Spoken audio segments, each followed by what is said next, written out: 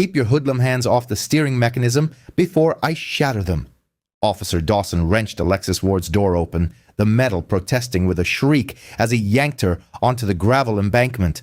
Riker shoved her forward, his palm digging into the back of her neck as he grumbled, "Your kind doesn't belong in control of vehicles like this." Dawson's taser buzzed mere inches from her face, the electric crackle more piercing than the passing vehicles. "Don't avert your gaze," he hissed, gripping her chin. "I want you to comprehend who commands this roadway."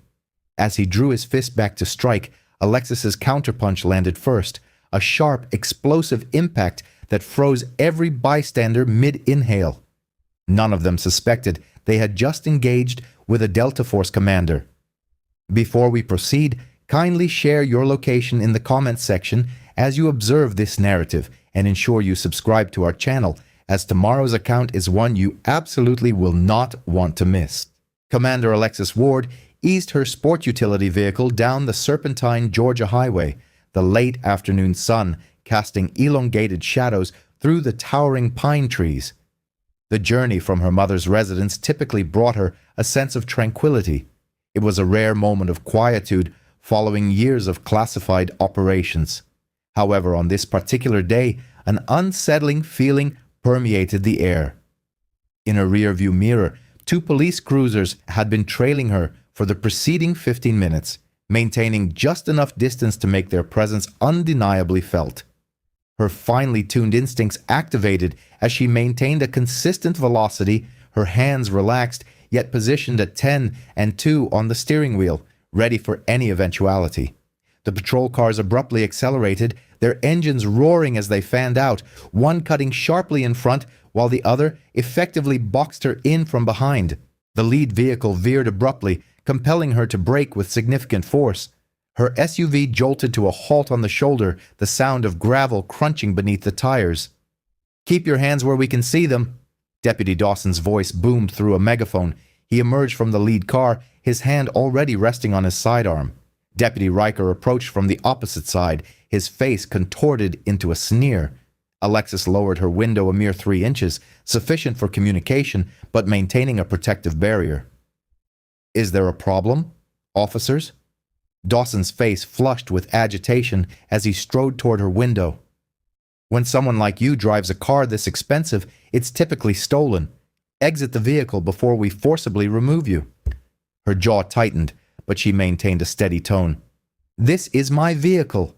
I have the registration." "And did I request your dialogue?" Dawson grabbed her door handle, yanking it open with force. "Out now!" Years of combat conditioning screamed at her to retaliate, but Alexis compelled herself to move with deliberate slowness.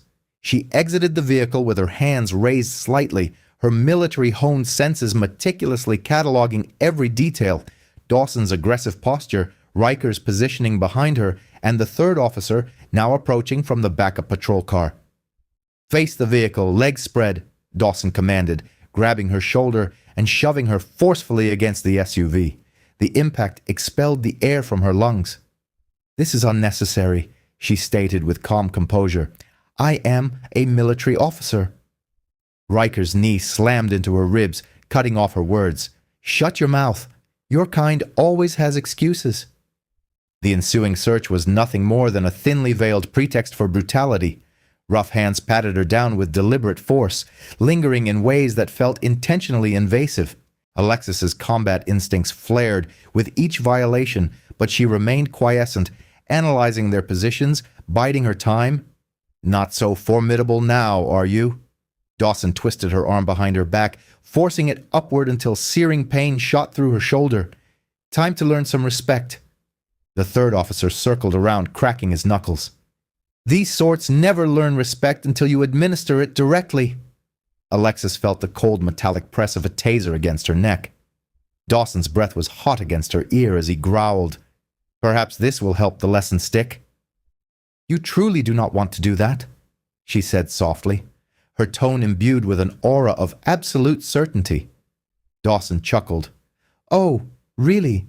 Watch me." The taser crackled to life. In that precise instant, everything shifted. Before the electrical probes could make contact, Alexis moved, Her elbow shot backward with devastating force, connecting squarely with Dawson's solar plexus. As he doubled over, she pivoted, utilizing his momentum to propel him face first into the hood of the SUV. Riker lunged, reaching for his collapsible baton. Alexis dropped low, sweeping his legs out with a practiced maneuver that sent him crashing onto the asphalt. The third officer charged forward, but she was already in motion. She intercepted his wild swing, redirected his energy, and executed a throw over her hip. He landed heavily, the impact driving the air from his lungs. Dawson staggered upright, blood streaming from his nose. He reached for his firearm, but Alexis was quicker. 2 precise strikes, one to his wrist, the other to his knee, left him howling on the ground. Riker attempted to secure her in a chokehold from behind. She responded with fluid efficiency, seizing his arm and projecting her weight forward. He flew over her shoulder, landing on the hood with a solid thud that left a significant indentation in the metal. The third officer had managed to regain his footing, but the fear in his eyes clearly indicated he recognized his disadvantage. Driven by desperation and wounded pride, he charged her nonetheless. Alexis met his assault with controlled aggression, a sequence of strikes that left him sprawled beside his colleagues. In less than 30 seconds, all 3 officers lay groaning on the pavement. Not a single effective blow had been landed by any of them. Alexis stood erect, her breathing calm and measured as the sound of approaching sirens began to fill the air. She did not flee. She did not conceal herself. She stood her ground, fully aware that this confrontation was far from concluded. The wailing sirens intensified, but she remained perfectly still, her military bearing evident in every line of her posture. Dawson attempted to push himself up, spitting blood onto the asphalt. You are going to regret this." "No," Alexis replied quietly, observing the first backup units appear on the distant horizon. "I am not the one who will be experiencing regrets today." The sun was descending lower now, painting the sky in hues of deep orange and crimson. The same Georgia highway that had promised a peaceful drive home had transformed into a battlefield, one that would soon attract more combatants.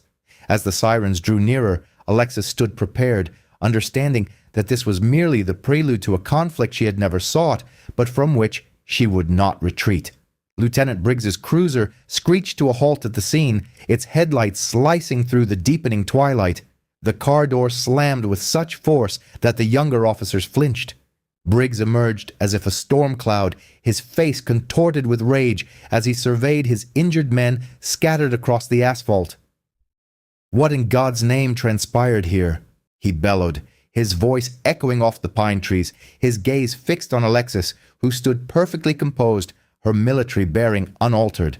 Dawson pushed himself to his knees, still wheezing. She attacked us, Lieutenant. We were conducting a routine stop. A routine..." Alexis's voice cut through the air like tempered steel. "You dragged me from my vehicle without justification, assaulted me, and attempted to tase me." Briggs stormed toward her, his knuckles white as he gripped his baton. "You will refrain from speaking. I have 3 capable officers incapacitated due to your actions." "Capable officers do not assault civilians," Alexis responded evenly. The baton whistled through the air without warning. Most individuals would have been entirely caught off guard, but Alexis had perceived the tension in his shoulder, the subtle shift in his weight. She stepped inside the arc of his swing, deflecting the baton with her forearm while maintaining a position just beyond his reach. Briggs snarled, launching into a series of wild strikes. Each attack met empty air as Alexis moved with practiced efficiency. She did not counterattack. She simply was not present where his baton intended to strike. Her control was flawless, her movements precise. "Remain stationary," Briggs roared, his face growing progressively redder with each failed attempt. "Like your officers compelled me to remain stationary." Alexis's voice remained calm, even as she redirected another blow. "While they kicked me, searched me, and threatened me." A small crowd had gathered along the roadside. Cell phones recorded every moment, their screens glowing in the deepening dusk. Briggs noticed them, and his fury intensified. "Secure those phones," he ordered. Confiscate every device. This is an active crime scene." Officers who had arrived as backup began moving toward the witnesses, but their attention repeatedly returned to Alexis. They had witnessed her incapacitate their colleagues. None of them desired to be next. Briggs launched another assault, this time aiming for her knees. Alexis caught the baton mid-swing. For a brief moment, they stood locked together, his raw anger confronting her disciplined strength. Then she twisted, using his own momentum to send him stumbling forward. The baton clattered to the pavement. She could have neutralized him at that moment. A single strike to the back of his head, another to his kidney. He had left himself completely vulnerable. Instead, she stepped back, her hands raised slightly. "That is sufficient, Lieutenant. We both acknowledge that this stop was unlawful." "Unlawful?" Briggs straightened up, attempting to conceal his labored breathing. "The only illegality present is the assault of police officers. Apprehend her immediately." The backup officers hesitated, glancing at their fallen comrades, then at Alexis's calm demeanor. Fear warred with duty on their faces. "I will not resist," Alexis stated clearly, keeping her hands visible. "However, everyone present is aware of what truly transpired." Two officers finally approached, their movements stiff with apprehension. They grasped her arms roughly, but she did not struggle as they pulled them behind her back. The handcuffs clicked shut with unnecessary force. "You're under arrest for assaulting law enforcement officers, resisting arrest, and attempted murder." Briggs spat, retrieving his baton. He stepped close, his voice dropping to a whisper. "You possess no comprehension of what you have just initiated." As they escorted her toward a patrol car, Alexis observed Briggs directing his men. "Secure the scene. I require every phone, every camera, and someone ascertain the status of our dash cam footage." The drive to the county precinct was fraught with tension. Alexis sat silently in the rear, observing everything through the partition cage. The officers in the front kept glancing at her in the rearview mirror, their nervousness palpable in every jerky movement. At the station, she was processed with deliberate slowness. Each step seemed calculated to maximize discomfort and humiliation. Throughout it all, she maintained her composure, gathering crucial intelligence. She noted which officers avoided eye contact, which ones appeared uneasy with the situation, and which ones unquestioningly followed Briggs's directives. From her vantage point in booking, she could observe Briggs in his office, orchestrating what was clearly a cover-up. Officers cycled in and out, each departing with specific assignments. One carried out the dash cam hard drives. Another began typing what would undoubtedly become a falsified report. "Computer systems are malfunctioning," an officer announced loudly. "We might lose some files tonight." Briggs's smile was chilling. "These things occur. Technology is rarely dependable." They placed her in a holding cell, isolated from other inmates. The concrete walls felt frigid, the metal bench unyielding. Alexis sat with perfect posture, her training enabling her to find a measure of comfort within the discomfort. She had endured more arduous conditions in far more hostile territories. Heavy footsteps approached. Briggs appeared at the bars, his expression one of smug confidence. He had regained his composure, seemingly assured of his ability to manipulate the narrative. "No judge in this county will credit your account," he stated, tapping his baton against the bars. "It will be your word against that of 3 respected officers. And now observe yourself. Merely another violent offender confined to a cell." The fluorescent lights hummed overhead as 2 officers escorted Alexis through the booking area. Her muscles ached from the hard metal bench, but she maintained her upright posture and a composed expression. The night had been protracted, punctuated by the echoes of drunk tank inhabitants and the occasional shouts of other inmates. "Processing for release hearing," one officer announced, avoiding her gaze. The booking sergeant typed slowly, deliberately prolonging each keystroke. Lieutenant Briggs burst through the door, a substantial folder tucked beneath his arm. His smile was all teeth and malice. "Going nowhere just yet. I have some paperwork to file first." He slapped the folder down, spreading out multiple charge sheets. "Assault on law enforcement officers. That constitutes 3 counts. Resisting arrest, and my personal favorite." He held up the final form with a theatrical flourish. Attempted murder. That is preposterous, Alexis stated quietly, noting how several nearby officers shifted uncomfortably. Is it? Briggs's voice dripped with feigned concern. Officers Dawson and Riker present a contrasting narrative. How you erupted into violence during a routine traffic stop. How you employed military-style tactics that could have proven fatal. He paused. They are both in the hospital, incidentally, thanks to you. I request my phone call, Alexis stated, and I am requesting legal counsel. Oh, certainly. We adhere strictly to proper procedure here. Briggs's laugh was harsh. Unlike certain individuals who believe they can assault officers without consequence. The phone call was brief. Within an hour, Harper Lane strode into the station, her heels clicking purposefully against the linoleum. Her sharp eyes absorbed every detail, the officer's body language, the hastily posted changes to the duty roster, the way Briggs lingered near the booking desk. I am representing Commander Ward, Harper announced, her voice carrying authority. I require immediate access to all charging documents and incident reports. Briggs attempted to meet her gaze with a defiant stare. We are still processing the paperwork. These matters require time. Fascinating, Harper replied. Particularly since you have already disseminated details to the press. I observed the morning news segment concerning the dangerous veteran who assaulted your officers. She turned to Alexis, speaking in a quiet but clear tone. This county has a history of protecting errant officers.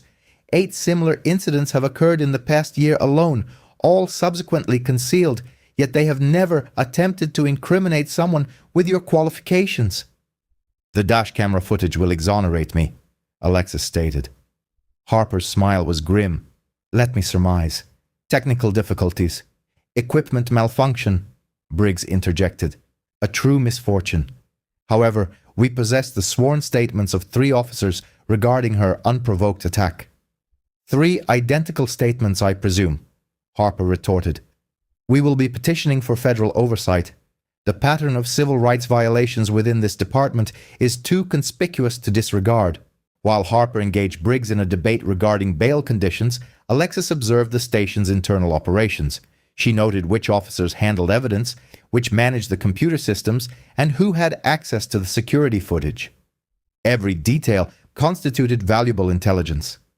Through the station's windows, she could discern news vans congregating. A reporter was already conducting a live broadcast, gesturing toward the building. On the break room television, a local anchor read from a prepared statement. Sources within the department have described the suspect as mentally unstable, possibly suffering from post-traumatic stress disorder. They are vigorously attempting to control the narrative, Harper muttered, returning with the release papers. However, they have made errors. The timing of the report submissions, the missing footage, the escalation of charges, it all indicates a coordinated effort. We can leverage this. The bail process consumed an additional 2 hours. Every signature was scrutinized, every form meticulously double-checked. Briggs observed the proceedings, his presence a clear demonstration of intimidation. Finally, Alexis stepped out into the harsh Georgia sunlight. News cameras swiveled toward her, but Harper stepped forward, shielding her from their lenses. No comments at this time. Any inquiries can be directed to my office. The drive home felt surreal. Every patrol car they encountered seemed to decelerate. Officers craned their necks to observe. Harper's words echoed in Alexis's mind. They will attempt to isolate you, make you feel as though you are under constant surveillance. Do not permit them to succeed. Her mother's neighborhood was abuzz with unusual activity. Neighbors stood in small groups, conversation ceasing as Alexis's vehicle passed. A news van idled at the corner, the reporter perking up at her approach. My team will commence building the case, Harper stated as they pulled up to Alexis's residence. We must act swiftly before they destroy further evidence. Are you certain you do not wish to relocate temporarily? This is my home, Alexis replied simply. I will not be displaced. Harper nodded in understanding. Contact me immediately if they initiate any further actions. And Commander, exercise caution. Men like Briggs are at their most dangerous when they are fearful. Alexis walked up her front path, acutely aware of the observing cameras and the peeking neighbors. Her phone vibrated incessantly, displaying news alerts, social media notifications, and messages from unknown numbers. The local station's website already featured a prominent headline: "Violent Veteran Attacks Officers During Traffic Stop." Inside, her house was tranquil, undisturbed. The silence felt like a sanctuary after the disarray of the jail. She closed the door, shutting out the world's clamor, but her phone continued to vibrate. Another alert appeared. "Police union demands maximum charges in officer assault case." Alexis placed the phone face down on her kitchen counter. They intended for her to feel overwhelmed, isolated, and afraid. However, they fundamentally misunderstood whom they were confronting. She had faced more perilous circumstances in locales where rules were non-existent, cameras were absent, and legal recourse was unattainable. Here, at the very least, a system existed, however flawed, that could be made to function. She observed her reflection in the kitchen window, seeing the soldier she had always been. No, she would not be intimidated. Not by Briggs, not by his corrupt department, and certainly not by their media manipulation. They had initiated this conflict under the presumption that she was an easy target. They were about to discover the profound extent of their miscalculation. The morning sky hung low and foreboding as Alexis reversed out of her driveway. The news vans had finally departed, but she spotted a patrol car parked 2 blocks away, poorly concealed behind a neighbor's oak tree. They were no longer even attempting subtlety. Her phone buzzed with a text from Harper. "Meet at Office A ASAP. Federal contact has agreed to hear us." Alexis checked her mirrors, noting another cruiser that had pulled out behind her 3 turns back. Their surveillance tactics were becoming increasingly careless, indicating a growing desperation. The parking garage adjacent to Harper's downtown office loomed ahead, its concrete levels rising like a fortress in the gray morning light. Alexis selected the 3rd level, opting for a position away from the scattered vehicles on the lower floors. As she pulled into a parking space, her trained instincts registered multiple details: the echo of boots on concrete, the fleeting reflection of movement in parked car windows, the deliberate positioning of vehicles near the exit ramp. She exited her car, keys in hand. "I am aware you are present," she called out, her voice carrying across the empty level. "Let us dispense with the theatrics." 4 deputies emerged from behind pillars and vehicles. She recognized Deputy Slate from booking, his youthful face taut with nervous energy. The others were older, with hardened visages. All carried batons, and their stances made it evident that this was not an official engagement. "Lieutenant said you might cause problems," the largest deputy growled, tapping his baton against his leg. "Said we should ensure you understand how things operate around here," another added, circling to her left. "Before you meet those federal agents. Accidents happen in parking garages all the time, especially to individuals who fail to comprehend when to remain silent." Alexis remained motionless, analyzing distances, positions, and angles. They had executed this plan with insufficient preparation, too widely dispersed, and too focused on obstructing exits rather than coordinating their assault. Amateur errors that would come at a considerable cost. "This is your final opportunity to depart," she offered, fully cognizant they would not accept it. Slate rushed in first, eager to prove his mettle. His baton swing was wide and easily anticipated. Alexis stepped inside his reach, redirecting his momentum into a parked sedan. The impact dented the car door and left him gasping for air. The other combatants surged forward, but their assault lacked any semblance of unity. Alexis wove through the concrete supports, utilizing the very structure as both a bulwark and an offensive tool. A truncheon met solid concrete precisely where her head had been moments before. She snatched the weapon, contorting it and its wielder into the path of another officer. They impacted with significant force, erupting in curses and staggering. Alexis capitalized on the disarray, incapacitating Slate as he attempted to regain his footing. A swift, precise strike to his knee sent him back down, followed by a controlled blow to the nerve cluster in his shoulder. He collapsed, aware, but rendered incapable of rejoining the fray. "Federal intervention is now required," one officer growled, brandishing a taser. "You're only exacerbating the situation." As the taser discharged, Alexis caught his wrist, redirecting the electrified probes into his partner's chest. The man convulsed and fell. Before the taser-wielding officer could react, she slammed his arm against a pillar, sending the weapon skittering across the concrete floor. The largest of the officers charged at her, attempting to force her against a vehicle. Alexis leveraged his momentum, augmenting it with a hip throw that sent him sliding across the rough surface. He scrambled to his feet, spitting blood, and renewed his charge. This time, she met him with his fallen comrade's baton, striking vital pressure points in rapid succession. He went down hard, clutching his incapacitated arm. The remaining officer retreated, fumbling for his radio. Alexis closed the distance in 2 swift steps, trapping his hand before he could activate the microphone, and disarmed him with a wrist lock that left him kneeling in agony. "Remain down," she commanded, applying just enough pressure to convey the seriousness of her intent. "Unless you wish to explain to the medical personnel how you dislocated your own shoulder." The parking garage reverberated with groans and ragged breaths. Alexis retrieved her mobile device, meticulously documenting the scene, the discarded weapons, the officers' positions, and the damage to the vehicles. She dispatched the information to Harper via a rapid text message. "Attempted assault in parking garage. 4 deputies require medical attention." Slade attempted to speak through teeth clenched with pain. "You don't comprehend. He will eliminate us if we don't halt you." "Then you should have considered more carefully who you serve," Alexis retorted, assessing each officer's condition. None sustained life-threatening injuries, but their immediate participation in combat was impossible. Footsteps echoed from the lower level, indicating civilians drawn by the commotion. Someone had already contacted emergency services, their voice carrying clearly. "There's a disturbance in the parking garage.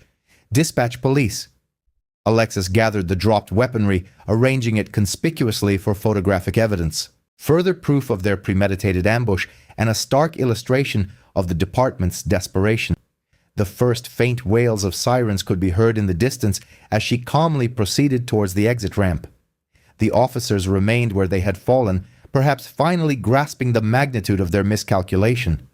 Their pained exclamations followed her through the concrete passages. She moved with steady, unhurried progress, her breathing controlled. The garage's shadows yielded to the muted light of day. The sirens intensified, approaching from multiple directions. Soon, this level would be inundated with first responders and more of Briggs's compromised enforcers. Yet, she had achieved her objective. The assault was recorded. The officers were neutralized without lasting harm. And crucially, their actions had demonstrated the extreme lengths to which the department would go to silence her. The rising wind carried the amplified sound of sirens as Alexis emerged onto the street. Flashing red and blue lights glinted off nearby structures. She produced her phone to update Harper on her revised arrival time, her fingers moving with unwavering steadiness as she typed.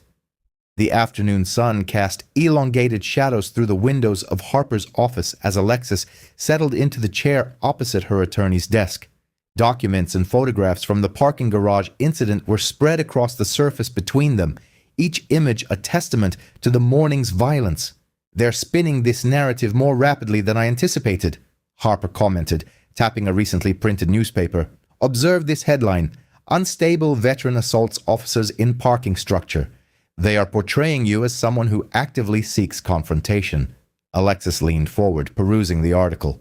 Her jaw tightened upon reading quotes attributed to anonymous departmental sources, characterizing her as a threat to public safety. They acted with considerable speed. "Briggs possesses a greater intellect than his appearance suggests," Harper conceded, sorting through additional papers. "He has already visited the district attorney's office. My contact there indicated he spent 2 hours with Marston this morning, immediately following the garage incident." "Allow me to surmise. They are expediting the charges," Alexis stated. Harper nodded somberly. "Marston is classifying this as a matter of public safety. They intend to fast-track your prosecution before we can amass further evidence of their corruption." Alexis rose, pacing the confines of Harper's office. The plush carpet absorbed the sound of her footsteps as she moved past the framed law degrees and civic awards adorning the walls. Their desperation is evident. Those deputies this morning were apprehensive not solely of me, but of Briggs. One of them explicitly stated that Briggs would kill them if they failed. That aligns with the information I've been receiving, Harper replied, retrieving another file. 3 complaints within the past year regarding officers alleging coercion to falsify reports. All dismissed, naturally, but there is a discernible pattern of intimidation within the department. We must escalate this, Alexis declared, pausing at the window. Below, pedestrians ambled along the sidewalk, oblivious to the venality festering within their community. Federal oversight. I have a contact within the Department of Justice, Daniel Cross. He specializes in investigating department-wide corruption. Harper reached for her phone. He has been seeking an avenue into this jurisdiction for months. Your case might represent precisely the opportunity he requires. Initiate the contact, Alexis agreed. However, Briggs will undoubtedly retaliate the moment he realizes we are engaging federal authorities. He is already retaliating, Harper countered, pulling up an email on her computer. I just received this from a courthouse clerk. Briggs convened an emergency meeting with his senior deputies an hour ago. A closed-door session, no records maintained, planning their subsequent actions. My informant reports Briggs was incandescent with rage. He repeatedly emphasized the need to contain you before you could inflict further damage. One deputy proposed withdrawing, allowing the situation to cool. Harper's expression darkened. Briggs threatened his family. Alexis absorbed this information, her military training aiding her in processing the escalating threat. He is exhibiting vulnerability. Capable leaders do not resort to threatening their own personnel, but cornered animals are the most dangerous, Harper cautioned. And Briggs has the entire department behaving like his personal attack dogs. A knock at the door interrupted their discussion. Harper's assistant entered, carrying more files. These just arrived from traffic court. They are issuing citations against Miss Ward's vehicle, expired registration, improper equipment, missing plates, all fabricated, Harper announced, examining the documents. They are attempting to construct a paper trail to make you appear as a habitual offender. Minor intimidation tactics, Alexis observed. They are deploying every conceivable measure, hoping something proves effective. It's more than that, Harper countered, spreading out the citations. They are establishing a precedent. Each citation provides them with a pretext to stop you. They are orchestrating future confrontations. Alexis studied the papers, noting how each alleged violation had been meticulously crafted to appear legitimate. They are adapting. This morning they employed brute force. Now they are weaponizing bureaucracy, which underscores the imperative for immediate federal intervention. Harper reached for her phone once more. Cross can freeze these citations, preventing further filings, but we must act swiftly. How long until he can arrive? If I reach him today, perhaps 48 hours, but that leaves 2 days during which Briggs can escalate matters further. Alexis nodded, already formulating contingency strategies. I will be prepared. They will not catch me off guard again. There is something else, Harper stated, hesitating before producing a final document. Briggs has filed a motion to revoke your bail, alleging you pose a danger to his officers. Judge Whitman is currently reviewing it. Whitman? Isn't he the one who golfs with Marston? Every Sunday. Harper's expression was grim. The system here operates as an enclosed network, Alexis. They shield each other, cover for each other. Disrupting that network will prove challenging. It never is simple. Alexis gathered her belongings, preparing to depart. But systems of this nature possess vulnerabilities. We simply need to identify them. The drive home was fraught with tension. Alexis continuously monitored her mirrors for any sign of patrol vehicles, yet the department seemed to maintain a calculated distance for the time being. As she turned into her driveway, the setting sun bathed her house in a deep orange hue, casting long shadows. The citations were affixed to her front door, multiple sheets fluttering in the evening breeze, a pointed reminder that they could reach her anywhere, even at home. Alexis removed them one by one, noting their official appearance and the meticulous care taken to make them seem legitimate. Standing in her doorway, she surveyed her quiet street. Somewhere beyond, Briggs was strategizing his next move. More officers were being coerced into complicity. More innocent individuals were at risk of becoming targets. What had begun as a simple traffic stop had escalated into something far more significant. This was no longer solely about self-preservation. It was about exposing a system that had become fundamentally corrupted and safeguarding a community that remained unaware of the pervasive extent of that corruption. The evening air grew cooler as darkness enveloped the surroundings. Alexis stood motionless, the citations in hand, acutely aware of the magnitude of the impending conflict. Dismantling an entire corrupt establishment would be neither swift nor easy, but she had confronted greater challenges in the past. The garish neon beer signs cast an unhealthy glow across the parking lot of Ali's bar as Alexis pulled in. The sun was dipping below the horizon behind the establishment, painting the sky in rich shades of purple and orange. She had chosen this particular time with strategic intent. The shift change promised the presence of a substantial number of off-duty officers.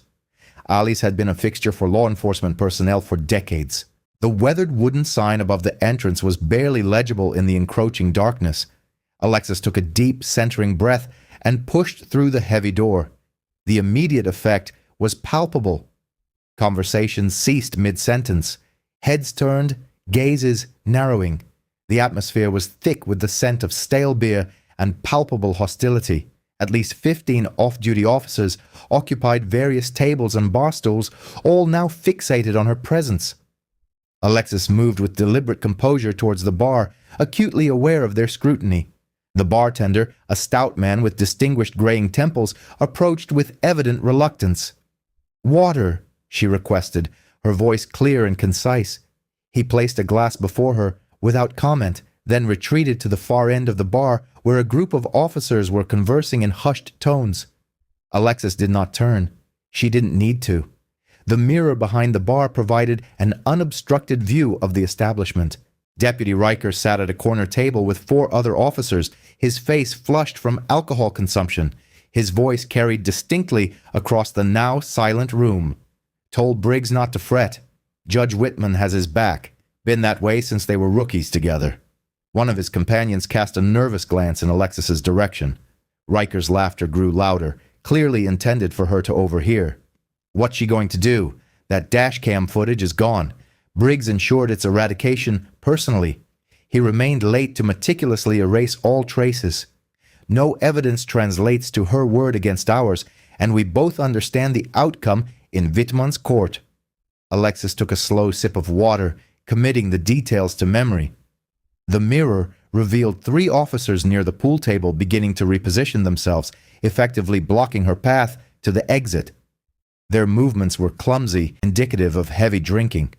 She stood, turning to face Riker's table. The bar became even quieter, tension crackling in the air. Each step she took towards his table echoed on the wooden floor. "That footage captured everything, didn't it?" she inquired calmly. "That's why Briggs was so eager to destroy it." Riker's face contorted with anger. "You possess considerable audacity entering here."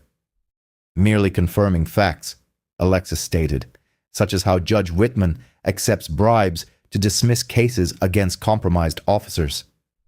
One of the intoxicated officers near the pool table grabbed her shoulder. "It's time for you to depart." Alexis remained unmoved. "Remove your hand or what?" A second officer advanced, his breath heavy with the aroma of whiskey. "You're outnumbered here." "Final warning," Alexis said softly. The third officer lunged, attempting to grasp her arm. Alexis shifted her weight, redirecting his momentum. He crashed into a table, sending glasses shattering across the floor. The first officer swung wildly. She easily deflected the blow, using his own force to spin him into the second attacker. They stumbled, exchanging curses. One grabbed a chair, wielding it like a weapon. Alexis moved inside his striking range. The chair splintered against the bar as she incapacitated him with a precise strike to the solar plexus. He collapsed, gasping for air. The remaining officers attacked in unison, coordinating despite their inebriation. Alexis moved with fluid efficiency, wasting no motion. One swing struck the wall where her head had been moments before. She countered with an elbow strike that forced the attacker to his knees. The last officer retreated, his eyes wide with apprehension. Behind her, she heard the scraping of chairs as other officers rose, but none intervened to assist. They had witnessed the fate of the initial three. "The footage," Alexis stated, turning back to Riker. "Briggs deleted it personally." Riker's face had paled considerably, his drunken bravado evaporating. "You're insane for coming here like this. Answer the question." "Yes," he spat. He erased everything. Security footage as well. Spent 2 hours ensuring nothing remained. Satisfied now? Extremely. Alexis surveyed the room. Several officers were holding up their phones, recording. "Excellent. More evidence for Harper. Does anyone else wish to offer testimony regarding Judge Whitman's particular relationship with the department?" Silence was her reply. The 3 officers she had subdued were still on the floor, emitting soft moans. Behind the bar, the bartender had vanished, likely to summon reinforcements. "Then we are concluded here." She moved towards the exit, maintaining constant awareness of every individual in the room. No one attempted to impede her progress. They watched with a mixture of fear and fury as she reached the door. The night air felt cool against her skin as she stepped outside. Stars were beginning to appear in the darkening sky. She could hear sirens in the distance, the cavalry finally responding to the bartender's call, but they were too late. She had obtained what she required. Alexis produced her phone, already composing a message to Harper detailing Briggs's personal destruction of evidence and Judge Whitman's corruption. The pieces were aligning. Each confrontation illuminated more of their network, more evidence of the depth of the pervasive rot. The bar door opened behind her. A voice, thick with pain and rage, called out, "This is not over." She didn't bother turning around. Their threats were hollow now, born of desperation and wounded pride. The true conflict was not with intoxicated officers in a bar. It was with the system that protected them, the corrupt officials who enabled their misconduct.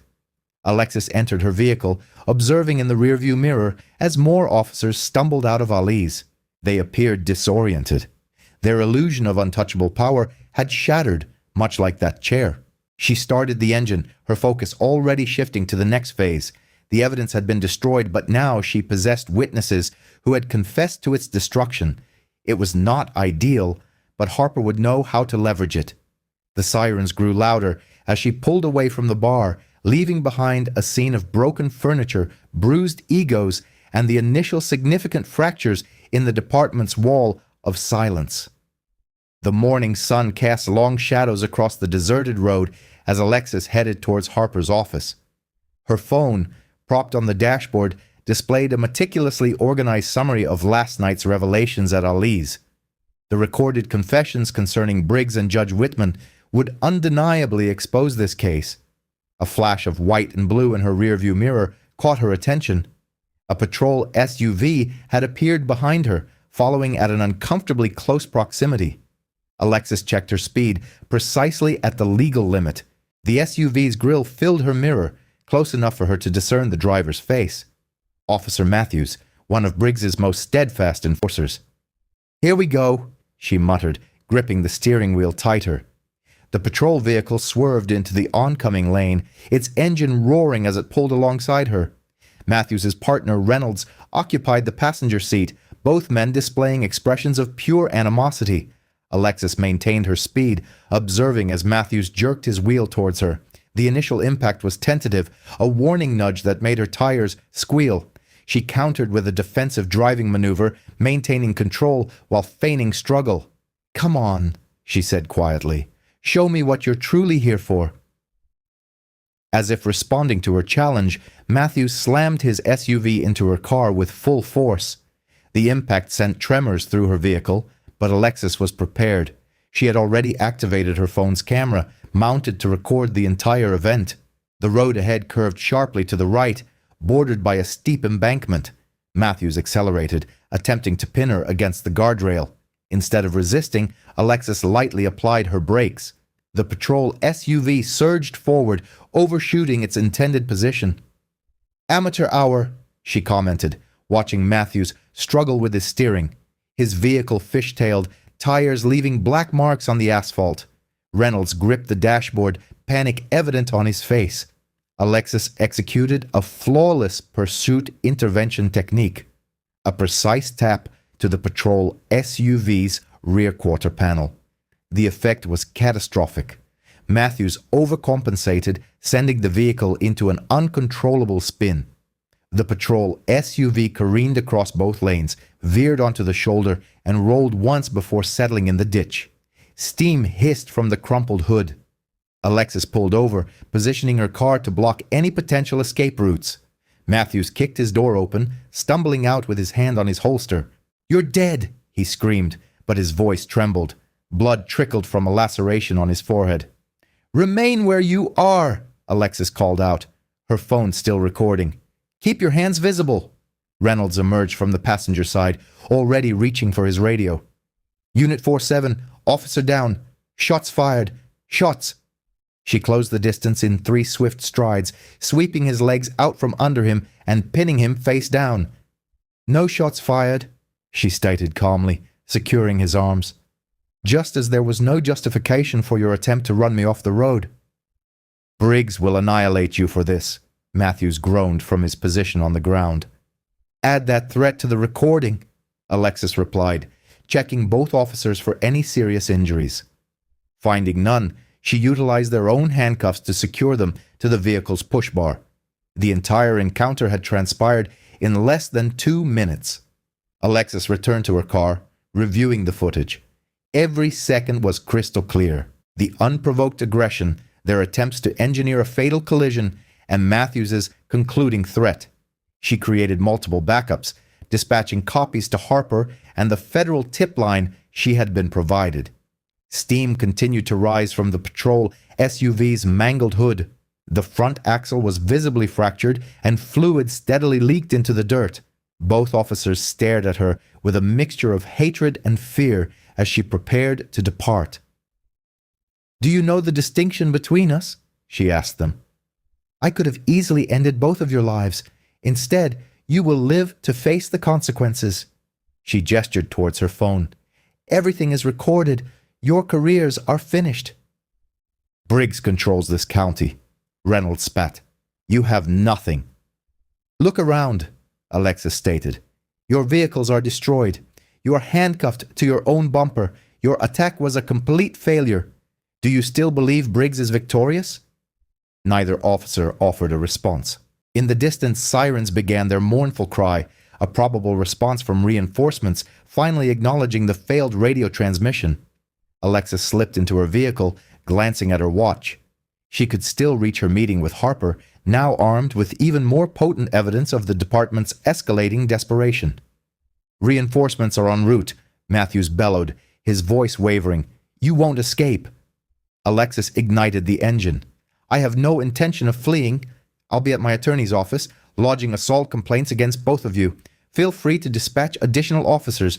We'll add witness intimidation to their charges." She glided away, observing in her rearview mirror as the patrol SUV's hood expelled another plume of steam.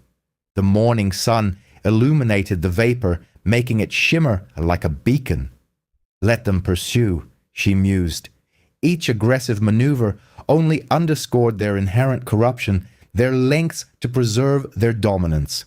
The wailing sirens intensified behind her, yet Alexis maintained the precise speed limit. Her phone vibrated. Harper had received the incriminating footage and was already preparing legal filings. The federal tip line had also responded, requesting an immediate interview. The road ahead lay open, devoid of other traffic, save for the approaching police cruisers reflected in her mirror. Their desperate assault had faltered, mirroring every prior attempt to silence her. More crucially, their actions corroborated her claims unequivocally. This wasn't about a single traffic infraction or a few errant officers. This was about a deeply entrenched system of corruption so pervasive that its members would resort to attempted homicide in broad daylight, confident in their impunity. Alexis cast one final glance in her mirror. The steaming patrol SUV was now a mere speck, but she could vividly picture Matthews and Reynolds struggling to explain this fiasco to their arriving colleagues. Their fabricated narrative would crumble against the irrefutable video evidence. Their careers, meticulously built on intimidation and malfeasance, were now in imminent collapse. She merged onto the highway, charting a course for Harper's office, prepared to append this latest transgression to their mounting indictment. Behind her, more sirens joined the cacophony, the dying gasps of a compromised system lashing out with ever-increasing futility. Sunlight streamed through the expansive windows of Harper's downtown office as Alexis meticulously arranged printouts, photographs, and digital files across the polished conference table. Her morning encounter with Matthews and Reynolds had left her jacket dusted, yet she had foregone any attempt to change. This crucial evidence demanded immediate organization. "Their boldness is escalating," Harper observed, scrutinizing still images from the patrol SUV assault. "Attempting murder in plain sight. Briggs must be reaching his breaking point." Alexis nodded, activating her laptop and pulling up the bar footage. "Let's revisit this segment." She initiated playback, revealing a clip of Riker's inebriated boasting about Judge Whitman's clandestine ties to Briggs. The audio, despite the background din, was remarkably clear. "That's the crucial link we were missing," Harper declared, rapidly jotting notes. "It confirms the corruption extends beyond the department's confines." A soft knock on the office door interrupted her. "That should be our federal liaison." Investigator Daniel Cross entered, his suit impeccable despite the oppressive Georgia humidity. He carried a substantial file, his expression a mask of controlled indignation. "Commander Ward," he stated, extending his hand, "I've spent the morning meticulously reviewing your presented evidence. My sincerest apologies. It regrettably required an attempted murder to fully capture our attention." "Please call me Alexis," she replied, her gaze scrutinizing his face for any trace of departmental allegiance. She detected none, only a resolute professionalism. "I've initiated a formal inquiry," Cross confirmed, laying out his own documentation. "Your meticulous record-keeping is exemplary. Precision akin to military operations in your notations, multiple camera perspectives, an unassailable chain of custody." He gestured towards the photographs of her initial traffic stop injuries. "However, it is the discernible pattern that most profoundly concerns me. This is not isolated brutality, it is a systematic campaign." Harper activated more files on her computer. "We've identified analogous incidents stretching back 5 years, all involving Lieutenant Briggs or officers operating under his purview. Each case targets black motorists. Each is characterized by mysteriously absent evidence, with one crucial distinction this time," Alexis added. "They targeted an individual capable of retaliating and possessed the expertise to meticulously document every detail." Cross inclined his head grimly. "My team conducted an unannounced visit to the precinct this morning. The ensuing panic was palpable. Numerous officers suddenly tendered their resignations, citing unforeseen personal emergencies. Others commenced a frantic destruction of documents until our intervention." "Was Briggs present?" Harper inquired. "He departed the moment our badges were identified, though not before we secured the critical computer systems." Cross opened his file, revealing screenshots of internal electronic communications. "Your traffic stop was not a matter of chance, Commander. They monitored your vehicle for days, meticulously strategizing the confrontation. Briggs personally designated the officers involved." Alexis felt a tightening in her jaw. "Because I am black and drive a desirable vehicle, partly, but also because they had observed you visiting your mother. They presumed that having family within their jurisdiction would render you susceptible to coercion." Cross's expression hardened. "They have employed comparable tactics previously, threatening relatives to compel victims into silence." "Not this occasion," Alexis stated softly, her voice imbued with absolute conviction. Harper's phone vibrated. She glanced at it, a frown creasing her brow. "Briggs is already reacting to the federal presence. He's scheduled an emergency press conference for this afternoon." "Allow me to surmise," Alexis interjected. More pronouncements regarding my supposed military aggression issues. Far worse, Harper confirmed. He's attempting to portray you as a domestic terrorist. Asserting your combat training renders you a menace to public safety. She displayed the prepared press release. He is formally requesting federal authorities to apprehend you, not investigate him. Cross shook his head. A classic diversionary tactic, yet it will prove ineffectual. We possess his departmental electronic correspondence detailing strategies to provoke you into an adverse reaction. He actively sought a violent confrontation. He simply did not anticipate your survival and comprehensive documentation.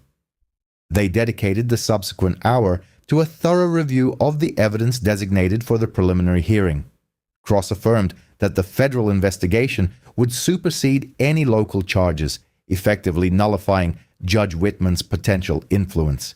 Each newly uncovered piece of evidence unveiled progressively deeper layers of corruption, including fabricated reports, deliberately withheld dashcam footage, and orchestrated harassment campaigns against other individuals. The roadside confrontation this morning was executed with remarkable sloppiness, Cross commented, rewatching the video. They are unraveling, making critical errors, which paradoxically renders them more perilous. Alexis responded, individuals like Briggs would sooner dismantle everything than relinquish control. Harper's assistant then provided further disconcerting news. Multiple deputies had tendered their resignations, refusing to comply with Briggs's increasingly erratic directives. Others were actively contacting the federal tip line, offering sworn testimony regarding years of systemic misconduct. The impervious facade of the thin blue line is fracturing, Cross observed. Once officers perceive the genuine possibility of federal prosecution, any loyalty to Briggs transforms into a significant liability. He will never accept this outcome, Harper cautioned. His entire identity is predicated on an assertion of power, on an unassailable position. Then we ensure every retaliatory action backfires, Alexis declared firmly. Every threat becomes corroborating evidence. Each attempt to silence us will ultimately solidify our case. They meticulously prepared for the preliminary hearing scheduled for the following week. Harper compiled comprehensive witness statements from other affected individuals. Cross augmented the burgeoning list of violations with federal charges. Alexis provided a detailed tactical analysis of each confrontation, conclusively demonstrating the escalating pattern of aggression. One lingering concern, Cross stated as they concluded their review. Briggs retains a contingent of supporters within the department. They are actively monitoring your movements and logging your associations. Standard intimidation protocols. Let them observe, Alexis replied. Every act of surveillance constitutes an additional civil rights violation to be meticulously documented. The meeting concluded with a clearly delineated strategy. Harper would assume responsibility for all legal proceedings, while Cross would expand the scope of the federal investigation.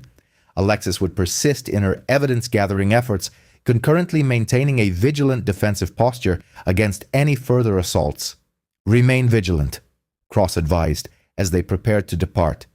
Briggs is the sort of individual who will perceive this as a personal affront. His established power structure is collapsing, and he is acutely aware of this impending demise. Alexis gathered her files, noting the extent to which the evidence now filled multiple large boxes. Each deliberate attempt to suppress her voice had, in fact, fortified their collective case. The very tactics designed to shield their illicit activities were instead exposing them with undeniable clarity. Harper escorted her to the elevator. We will require your presence again tomorrow to prepare for the depositions. My security detail can provide an escort. I will be perfectly safe, Alexis assured her. They have already learned that direct confrontation yields no favorable results. The elevator doors parted to reveal the lobby, its mirrored surfaces reflecting her resolute countenance. Through the glass portals, the street was clearly visible. An inconspicuous Crown Victoria was parked across the intersection, its occupants poorly attempting to conceal their surveillance activities. Alexis adjusted her jacket, confirming her phone remained in recording mode. Let them watch, she thought. Let them witness the embodiment of true fortitude. Every moment they dedicated to monitoring her served only to further weaken their compromised system. The department's desperate measures were becoming increasingly evident with each passing hour. Their authority, cultivated over decades of unchecked dominion, was finally confronting genuine accountability. And Alexis was resolutely committed to seeing that accountability through to its ultimate conclusion. The wooden benches groaned under the collective weight of assembled spectators as Alexis entered the densely packed courtroom. Every available seat was occupied, with individuals standing shoulder to shoulder along the back wall. News of the federal intervention had attracted a significant contingent of reporters, impassioned civil rights activists, and numerous citizens who had endured analogous abuses. Harper walked beside her, her briefcase laden with crucial evidence. Investigator Cross occupied a separate table, his presence lending substantial federal gravitas to the proceedings. Across the aisle, Lieutenant Briggs and his departmental counsel projected an air of unearned confidence. Judge Marshall entered, prompting the room to rise. Unlike Judge Whitman, who had recused himself upon the revelation of his affiliations with Briggs, Marshall possessed a well-earned reputation for judicial independence. Her expression remained impassive as she reviewed the day's motions. "We shall commence with the federal evidence," Marshall declared, acknowledging Investigator Cross with a nod. Cross approached the bench, carrying a digital recorder and transcripts. "Your Honor, during our investigation into the missing dashcam footage, we successfully recovered backup audio recordings from officer body microphones. Departmental policy mandates the preservation of these recordings for a period of 90 days. These files were deliberately concealed within a miscategorized archive." Briggs shifted uncomfortably in his chair as Cross initiated the audio playback. His lawyer whispered urgently in his ear. "The initial recording originates from Deputy Dawson's microphone, time-stamped to the precise moment of the initial traffic stop," Cross explained. The courtroom fell into an unnerving silence as Dawson's voice permeated the space. "Look at this one. Driving Daddy's car, I bet. These folks always trying to flaunt what they haven't earned." Riker's voice then emerged. "Time to teach some respect. Been too long since we had a good one." The ensuing racial epithets elicited audible gasps from several spectators. The recording captured the distinct sounds of their approaching footsteps, the aggressive commands issued, and most critically, their overt discussion of resorting to force prior to any substantive interaction. "Dawson, watch this. We're going to make her squirm." "Riker, just ensure you don't leave any marks where cameras can detect them. You understand the protocol." Harper rose to address the court. "Your Honor, this audio irrefutably demonstrates premeditation. The officers had pre-planned the deployment of excessive force before any contact was established with my client." The department's legal counsel lodged an objection, asserting the potential for manipulation of the recordings. Judge Marshall overruled the objection with immediate dispatch. "The Federal Forensics Laboratory has conclusively authenticated these recordings," Cross stated. "We possess continuous audio streams from multiple officer devices." He then played another segment, capturing the precise instant Alexis was forcibly removed from her vehicle. The sounds of impact were starkly audible, accompanied by their taunting pronouncements about putting her in her place. The recording preserved Alexis's measured warnings, followed by the distinct discharge of Dawson's taser. Several jurors visibly recoiled at the officer's vitriolic language and explicit threats. Even Judge Marshall's typically composed demeanor exhibited a subtle disruption. "The prosecution has formally charged Commander Ward with assaulting officers and resisting lawful arrest," Harper continued, addressing the court. "These recordings conclusively prove she acted in justifiable self-defense against an orchestrated assault fueled by blatant racial bias." Briggs's complexion deepened to a vivid crimson, his hands gripping the edge of the table with such intensity that his knuckles turned stark white. Cross proceeded to present additional corroborating evidence, including internal electronic communications revealing the department's systematic targeting of black motorists, sworn testimony from officers who had resigned rather than participate in Briggs's illicit schemes, and meticulously compiled data substantiating the deliberate destruction of critical evidence. "Your Honor, the department's legal counsel attempted to argue," Harper began. These recordings were procured without proper authorization. They were obtained through standard federal investigation protocols. Judge Marshall interjected, cutting off the objection. The evidence unveiled deeply disturbing conduct by law enforcement officials. Alexis observed Briggs intently. His carefully maintained composure was visibly disintegrating. The meticulously constructed facade of authority he had cultivated over decades was dissolving in real time. Judge Marshall meticulously reviewed the transcripts once more. Based upon the totality of this compelling evidence, I am hereby dismissing the charges of assaulting an officer and resisting arrest. Commander Ward's actions clearly constitute justifiable self-defense against excessive force and egregious civil rights violations. A palpable wave of hushed whispers swept through the courtroom. Briggs abruptly shot to his feet. "This is preposterous," he bellowed. "She assaulted my officers. We cannot permit these individuals—" "Lieutenant Briggs," Judge Marshall's voice cut through the commotion like a whip. "Maintain your composure, or you will be held in contempt. Your choice of language is most telling." Harper stood. "Your Honor, given the unequivocal evidence of civil rights violations, we formally move to dismiss all remaining charges against my client." "So ordered," Marshall replied without hesitation. "Furthermore, I am formally referring this entire matter to the Justice Department's Civil Rights Division for an immediate and thorough investigation." The gallery erupted in a cacophony of murmurs and exclamations. Years of unchecked abuse were finally encountering tangible consequences. Alexis remained outwardly composed, but inwardly she experienced a profound sense of relief, the first she had felt since that fateful night on the highway.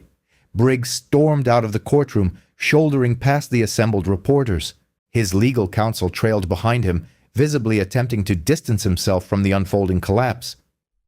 "Commander," Judge Marshall addressed her directly, "I extend my profound apologies for the ordeal you have endured. This court regrettably failed in its fundamental duty to protect citizens from the pervasive abuse of power." Alexis offered a respectful nod. "Thank you, Your Honor." Following the judge's departure, a throng of well-wishers surrounded Alexis and Harper. Cross joined them, his usually stern demeanor softened by a subtle, almost imperceptible smile. "This is merely the initial phase," he stated quietly. "The federal investigation will proceed without interruption. Additional victims are coming forward." "Excellent," Alexis responded. "The entire system demands full exposure." They navigated the courthouse corridors, artfully evading the persistent cameras and microphones. Harper adeptly managed the press inquiries, while Alexis moved with unwavering purpose towards the exit. The midday sun felt warm and purifying as she stepped outside. For the first time since the initial traffic stop, she felt a significant burden lifting from her shoulders. It was not entirely gone. Further battles undoubtedly lay ahead. However, the critical momentum had decisively shifted. Truth was finally piercing through the oppressive veil of decades of enforced silence and obfuscation. Standing on the courthouse steps, Alexis observed a growing congregation of citizens actively sharing personal accounts of their own encounters with departmental malfeasance. Each individual who vocalized their experience added another fissure to the impenetrable wall of impunity that Briggs had painstakingly erected. Harper joined her outside. "The judge's ruling has definitively opened the pathway for civil litigation.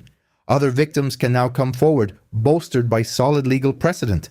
Alexis nodded, feeling the gentle caress of the warm breeze and observing the increasing number of community members arriving to offer their solidarity.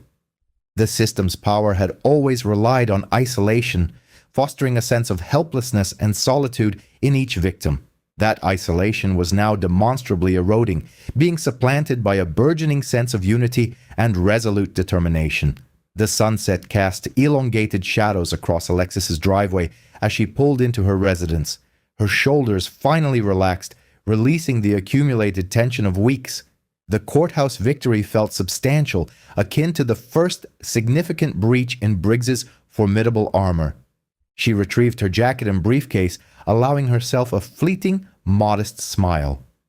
Inside, she shed her shoes and poured a glass of water, mentally replaying Judge Marshall's pronouncements.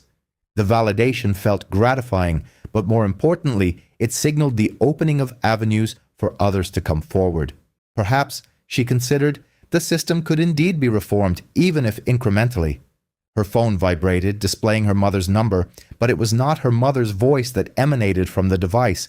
It was her neighbor, Mrs. Taylor, speaking in tones of palpable panic. "Alexis, they're here. 4 patrol cars. They're entering your mother's house right now." The glass slipped from Alexis's hand, shattering audibly on the kitchen tiles. "What? Who is there?" "The sheriff's department. They are alleging something about obstruction charges, evidence tampering. Your mother was simply sitting on her porch. They're being so rough with her." Alexis was already in motion, keys in hand. "Call Harper's office. Tell them precisely what is happening. I'm on my way." She hadn't yet reached her car when her phone erupted with a barrage of notifications, news alerts, text messages, social media tags, all bearing variations of the same sensational headline. Delta Force commanders' violent past exposed. Questions raised about mental stability. Her hands grew cold as she opened the first link. There was her official service photograph, juxtaposed with carefully selected mission details that had been deliberately twisted to paint her as unstable and dangerous. Classified information pertaining to her counterterrorism operations had been illicitly leaked and systematically misrepresented. The article cited anonymous departmental sources who described her as extensively trained in lethal tactics and potentially suffering from combat stress-induced instability. They had even unearthed the names of teammates she had tragically lost, weaponizing their deaths to imply she harbored deeply rooted rage issues. Her phone rang again, this time Harper. "They're crucifying you on every channel," Harper stated without preamble. "Briggs must have connections within military intelligence. This leak originated from a considerably high echelon." "They have my mother." Alexis's voice was strained. 4 patrol cars at her residence." "I am aware. I have personnel en route as we speak. But Alexis, this is a coordinated effort. They are attempting to obliterate your credibility before—" A loud knocking interrupted them. Through her window, Alexis observed camera crews assembling on her lawn. News vans were double parking along her normally quiet street. "They're here too," she informed Harper. "Do not engage. Do not respond to any inquiries. They are attempting to provoke a reaction they can exploit against you." The knocking intensified, becoming a forceful pounding. Camera flashes strobed erratically through her windows as reporters pressed against the glass, shouting a barrage of questions. "Commander Ward, is it true you were discharged for excessive force? Did your combat experience compel you to attack those officers? Are you currently undergoing psychiatric evaluation?" Alexis moved away from the windows, her tactical training taking immediate precedence as she assessed sightlines and potential vulnerabilities. The house suddenly felt exposed, as if it were a target illuminated under a stark spotlight. Her phone buzzed with another incoming call. Mrs. Taylor again. "They've put her in handcuffs, Alexis. Your mother is crying, but they won't permit me to approach her. They're alleging she destroyed evidence, but she hasn't done anything." Alexis's hands clenched into fists. "Is she injured?" "They grabbed her arms with such force. She kept asking for her heart medication, but they refused to allow her to retrieve it." "Stay with her if you can. I'm dispatching my lawyer." More relentless pounding echoed at her door. More shouted questions assailed her. Her phone buzzed incessantly with breaking news alerts, each headline more damning than the last. "Decorated commander or dangerous vigilante. Violence follows Ward's pattern of aggressive incidents. Sources: Ward's unit suffered heavy losses under her command." She moved through her darkening house, methodically switching off lights to impede the camera's ability to see inside. The reporter's questions grew increasingly pointed, more deliberately provocative. "Did losing your team cause you to snap? Were the officers justified in fearing for their safety? Should an individual with your specialized training be permitted to live freely?" Alexis's phone buzzed with a text from Harper. "Your mother is currently being processed at the county jail. Briggs himself personally signed the warrant. Working on securing bail now." Another text followed. "Warning. They are attempting to portray you as mentally unsound, hoping for an outburst. Do not provide them with any ammunition." Alexis collapsed onto her sofa in the dimness, feeling the oppressive presence of the room. All that she had achieved, every personal sacrifice. Briggs was twisting it all into weapons against her. Her military service, her personal tragedies, her unwavering commitment to safeguarding others. He had weaponized them against her. Outside, the press relentlessly lobbed their deliberately hurtful inquiries. Did you find satisfaction in harming those officers, much like you did enemy combatants? How many individuals perished under your command? Are you a threat to the general populace? Her thoughts drifted to her mother, disoriented and isolated in a holding cell, her necessary medication withheld. She envisioned her comrades, their memories being grotesquely distorted into sensationalist tabloid gossip. She considered every individual Briggs had ever victimized, acutely aware of his profound sense of invincibility. The darkness felt heavy as Alexis remained utterly still, allowing the gravity of the situation to settle within her. The established order would not relent. It would persist in its efforts, continuing to inflict harm upon those she held dear, relentlessly distorting reality until her very being was annihilated. That is, unless she annihilated it first. The relentless strobing of camera flashes outside continued, momentarily illuminating her living space in harsh bursts. But Alexis barely registered their presence. Her mind had already shifted, meticulously dissecting patterns and vulnerabilities, pinpointing critical weak spots within Briggs's web of illicit activities. She had previously attempted to defend herself, to navigate the existing structures. That strategy had only resulted in her mother's incarceration and her own service being transformed into a public scandal. The darkness enveloped her like a clandestine operational garment as she sat completely motionless, allowing her mounting anger to sharpen her thoughts into an instrument of chilling precision. She had confronted systemic iniquity before. She possessed the knowledge to dismantle hostile networks, and she had never experienced defeat when the mission was truly vital. The morning light, sharp as a surgeon's scalpel, pierced through the slats of Alexis's bedroom blinds, casting striped shadows reminiscent of a tiger's coat across her otherwise unadorned walls. Sleep had eluded her. She hadn't even attempted to rest. The entire night had been dedicated to processing intelligence, charting connections, and identifying the critical vulnerabilities within Briggs's operation. Her mother remained in custody, denied release on bail, under what were demonstrably fabricated charges. The media frenzy outside persisted, though the throng had diminished to a pair of persistent news vans. Their continued presence no longer held any significance. She was finished with defensive maneuvers. Alexis moved through her morning regimen with an almost robotic precision. A frigid shower, a high-protein nutrition bar, and a robust black coffee. Her strategic mindset was fully engaged, approaching this situation as any other hostile network requiring deconstruction. She meticulously packed her meticulously organized evidence files into a reinforced briefcase containing recordings, precise timestamps, witness testimonies, and financial records acquired through clandestine channels. The assembled reporters perked up as she exited her residence, but she deliberately ignored their shouted questions. Their cameras tracked her every movement towards her SUV, desperate for any reaction they could manipulate into a controversy. She offered them absolutely nothing.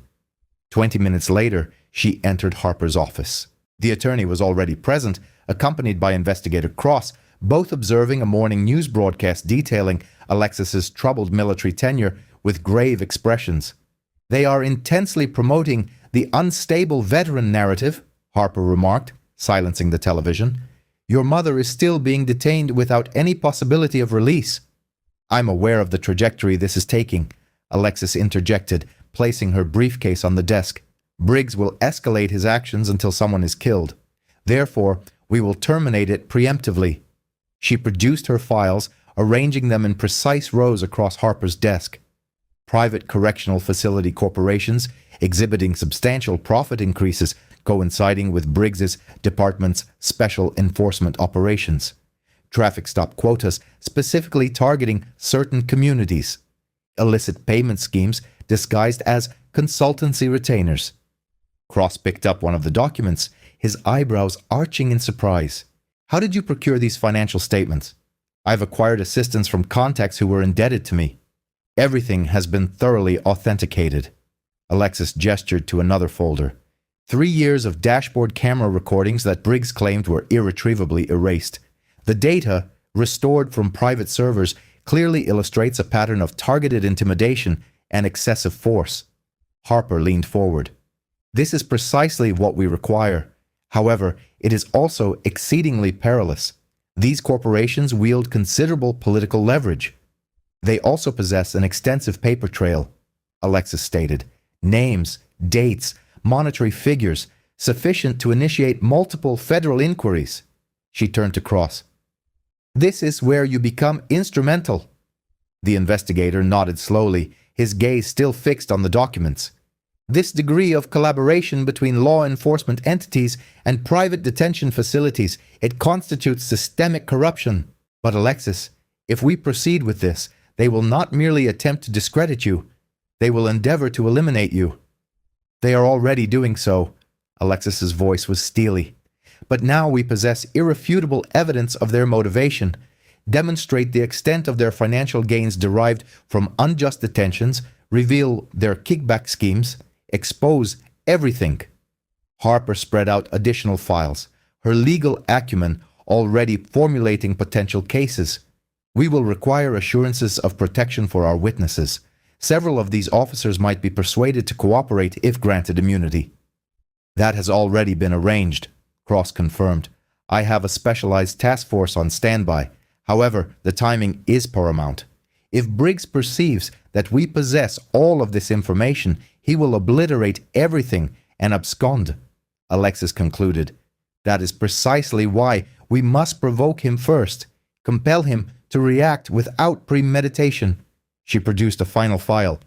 Surveillance imagery depicting Briggs engaging with correctional facility executives in clandestine meeting locations. He is already exhibiting signs of paranoia. When this information surfaces in the media, he will erroneously conclude that someone within his inner circle has betrayed him. He will commit errors. Harper expressed concern. He will also become considerably more dangerous. You are directly threatening his entire power apparatus. Excellent. Alexis's tone was glacial. Let him experience the sensation of being threatened. Allow him to assemble his most devoted enforcers. Let him believe he can still resolve this through brute force. She glanced at her watch. In fact, he is likely already formulating a plan. Cross straightened. Do you anticipate he will take direct action against you? I am counting on it, but this time we dictate the parameters of the engagement, the where and the when. Alexis indicated a map displaying an abandoned impound lot on the outskirts of the city. It is isolated. No civilian presence, limited avenues for escape, and our surveillance indicates his deputies utilize it for unsanctioned rendezvous. An ideal location for an ambush, Cross observed grimly. Precisely. Therefore, we will disseminate information regarding my whereabouts through his established informants. Let him believe he has one final opportunity to silence me before these documents are made public. Alexis's eyes held a focused, lethal intensity. He will convene everyone implicated, everyone who cannot afford an investigation. Harper shook her head. This is an exceptionally risky gambit. Even with your expertise, it is essential, Alexis cut in. We require them to be concentrated in a single location to commit a final criminal act that we can meticulously document. Unassailable, clear evidence of a conspiracy. Cross studied her for a considerable duration. You are proposing to utilize yourself as the bait.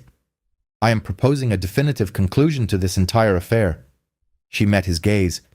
Your task force cannot intervene until we possess incontrovertible proof of criminal intent. I will furnish you with that proof. They dedicated the ensuing hours to refining the strategy.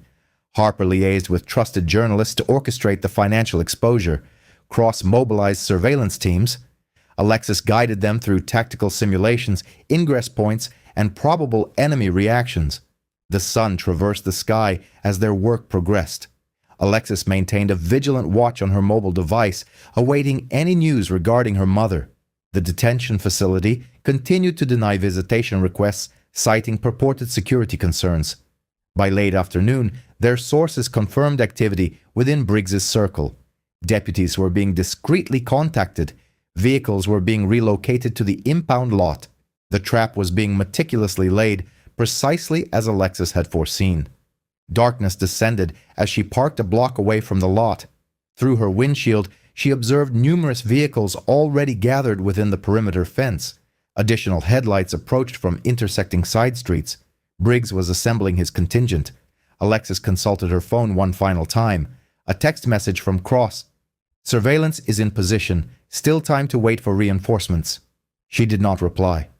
Instead, she exited the vehicle into the cool night air, her boots making no sound on the cracked asphalt. The lot's chain-link fence rattled faintly in the breeze. Beyond it, indistinct figures moved between parked automobiles and storage units.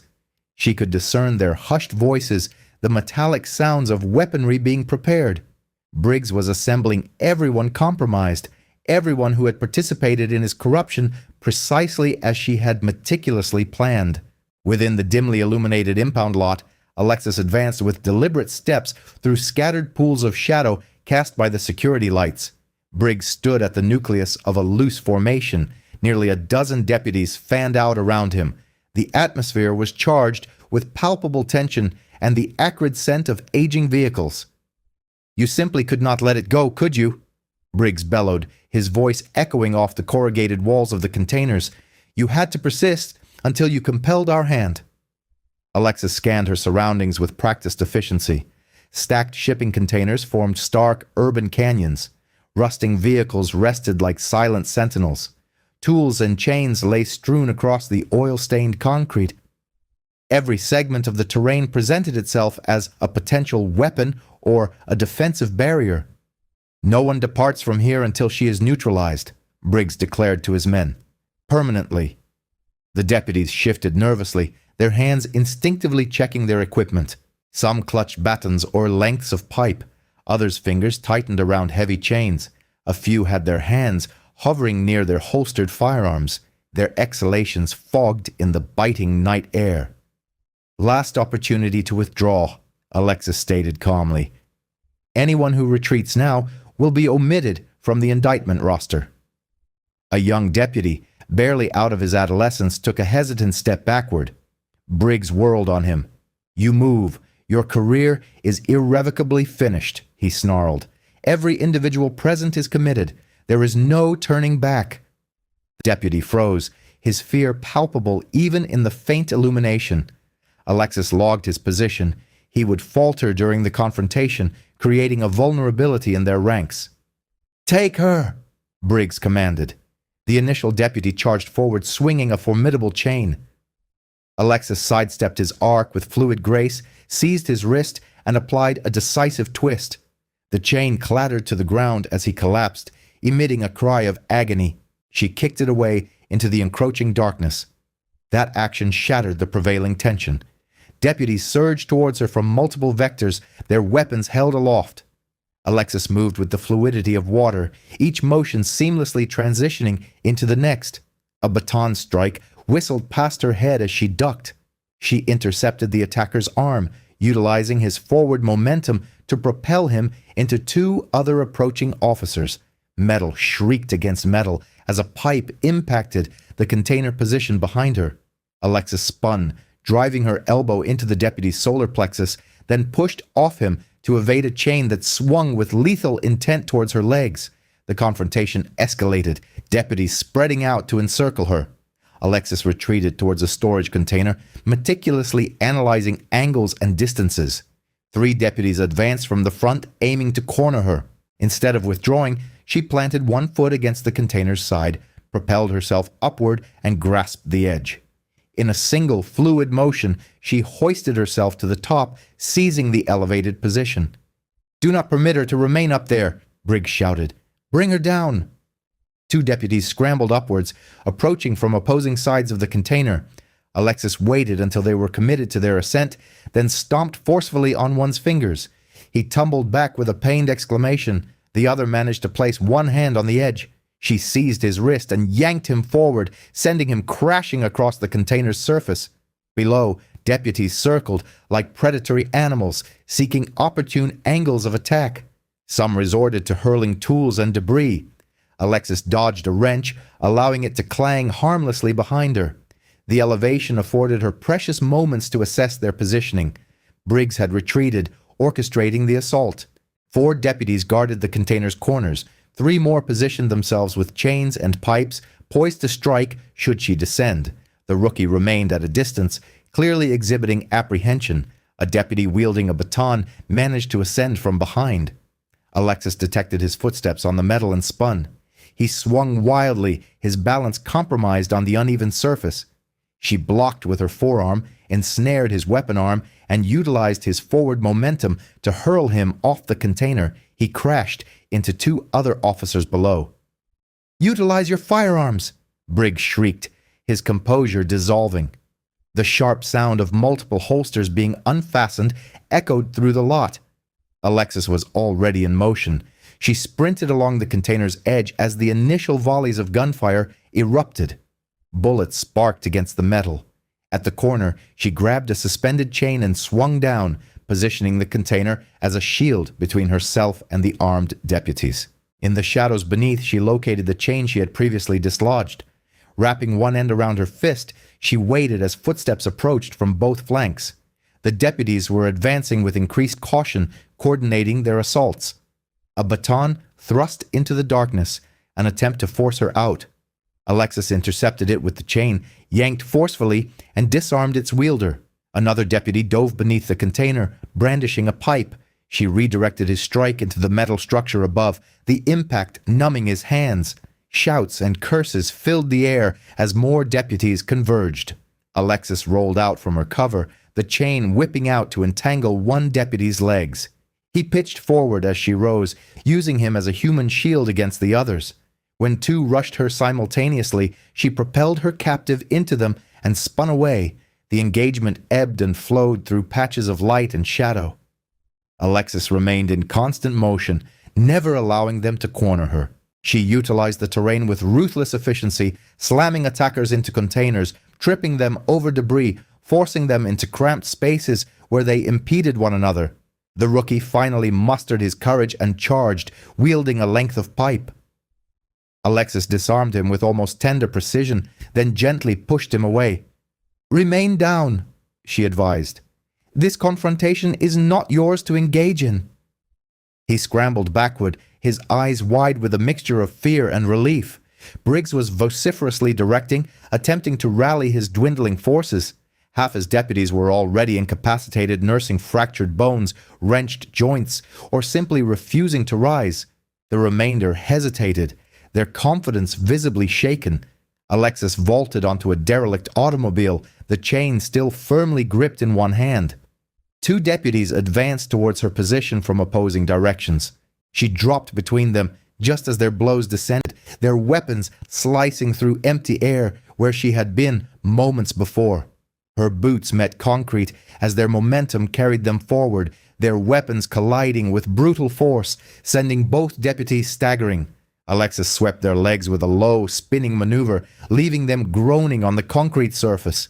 She rolled to her feet in the center of the impound lot, where flickering floodlights cast shifting shadows across the 8 remaining deputies. "Form ranks!" Briggs bellowed from behind his men. "Do not permit her to eliminate you one by one." The deputies maneuvered into a loose semicircle, brandishing an assortment of weaponry. 2 held service pistols at a low ready. 3 gripped metal pipes or batons. Another pair carried heavy chains, and 1 clutched a length of rebar crudely torn from construction debris. Alexis's respiration remained steady, a testament to her remarkable composure despite the exertion. Her gaze systematically evaluated each opponent, calculating distances and potential angles. A shattered side mirror from a wrecked vehicle glinted near her foot. She casually kicked it upward, catching it by its plastic backing. "One final warning," she announced. "Discard your weapons and depart." One deputy, wielding a pistol, fired without hesitation. Alexis was already in motion, the mirror flashing upward to intercept the muzzle flash. The bullet struck the glass, fragmenting harmlessly. Before he could readjust his aim, she flung the mirror shard as if it were a throwing star. It sliced across his hand, compelling him to drop the firearm with a yelp of pain. Two deputies armed with chains attacked from opposite sides, attempting to ensnare her limbs. Alexis dropped and rolled as metal links whistled overhead. She came up wielding a length of rebar, blocked one chain wrap, and pinned the other against the ground. A sharp tug sent both deputies losing their balance. "Behind you!" Briggs bellowed. A baton swung towards her head. Alexis brought the rebar upward in a precise defensive block. The impact splintered the wooden baton, sending fragments flying. She reversed her grip and drove the rebar's end into the deputy's chest, forcing him backward and gasping for air. The second gunman attempted to flank her for a clear shot. Alexis seized the nearest deputy and bodily hurled him through a car's windshield. The glass exploded outward, compelling the gunman to shield his eyes. She closed the distance in that critical instant, disarmed him of his weapon, and struck him across the jaw with the butt of his own firearm. "She's not human!" someone cried out. "Silence and fight!" Briggs roared. The remaining deputies attacked as a single unit, their desperation rendering them reckless. Alexis moved through their onslaught with the grace of water flowing around rocks. A pipe glanced off her shoulder. She caught it, twisted, and sent its wielder sprawling. A chain coiled around her forearm. She yanked its owner into a knee strike that left him writhing in agony. Every movement was executed with calculated precision and controlled intensity, yet relentlessly effective. She employed their own weapons against them, transforming their attacks into opportunities. A deputy swung wildly with a length of rebar. She ducked beneath it, grasped his wrist, and guided the metal bar into another attacker's knee. Both perpetrators collapsed, screaming in pain. The confrontation spread across the entirety of the lot as deputies stumbled backward, attempted to regroup, and then charged anew. Alexis remained in perpetual motion, utilizing the terrain to dictate engagement distances. She vaulted over a vehicle's hood when they attempted to encircle her, kicked off a container wall to evade a wild chain swing, and rolled beneath a pipe strike to sweep another deputy's legs. Sweat glistened on her skin, but her breathing remained measured and controlled. The deputies were gasping, their curses laced with exertion and agony. Their attacks grew increasingly erratic and less coordinated. Fear began to replace anger in their eyes as she systematically dismantled their numerical advantage. A deputy charged her, brandishing a length of pipe. Alexis intercepted it mid-swing, wrenched it free, and incapacitated him with his own weapon. Another attempted to tackle her from behind. She utilized his momentum to propel him into a stack of tires. He landed in a chaotic entanglement of rubber. 2 days would pass before he could rise. The remaining deputies began to retreat, seeking guidance from Briggs. Their lieutenant stood rigid with fury, observing as his elite squad disintegrated. Years of unchallenged authority crumbled with each defeated officer. 2 deputies attempted a synchronized assault, one striking high and the other low. Alexis timed her response with flawless accuracy. She intercepted the high strike, redirected it into the low attacker, and then incapacitated both with swift blows to vulnerable pressure points. They collapsed, clutching bruised joints and strained muscles. Another deputy charged forward with a guttural roar, swinging a heavy chain. Alexis stepped inside his guard, braced his arm against her body, and delivered 3 precise strikes to vital nerve clusters. The chain slipped from his nerveless fingers as he dropped to his knees. The last standing deputy, the one who had fired the initial shot, retrieved his dropped pistol. His hand trembled visibly as he raised it. Alexis was already in motion. She closed the distance before he could acquire a clear aim, trapped his gun-wielding arm, and applied controlled pressure to his wrist. The weapon clattered to the ground as his tendons stretched to their absolute limit. "Please," he gasped. "Do not." She released him with a gentle push. He stumbled backward, then turned and fled into the darkness beyond the illuminating floodlights. The fading sound of his boots receded into the night. Alexis stood in the center of the lot, surrounded by groaning, defeated deputies. Some clutched injured limbs. Others lay motionless, conscious but utterly unwilling to rise. The ground was strewn with discarded weapons, chains, pipes, shattered batons, and scattered debris. Her chest rose and fell with steady breaths as she surveyed the scene. Despite the intensity of the combat, her movements remained fluid and meticulously controlled. She had engaged with calculated precision rather than raw anger, systematically dismantling their assault with tactical efficiency. The floodlights buzzed overhead, casting stark, shifting shadows across the makeshift battlefield. In their unsteady glow, Briggs stood alone, his face contorted with a mixture of unbridled rage and palpable fear as he gripped a length of steel pipe in white-knuckled hands. The weapon trembled slightly, a clear indication of his terror as he confronted the woman who had just single-handedly vanquished his entire contingent. Briggs emitted an animalistic roar and charged forward, the steel pipe whistling through the air in a series of wild, desperate swings. His countenance was twisted with a potent mix of fury and apprehension, droplets of saliva flecking the air as he emitted a torrent of unintelligible sounds.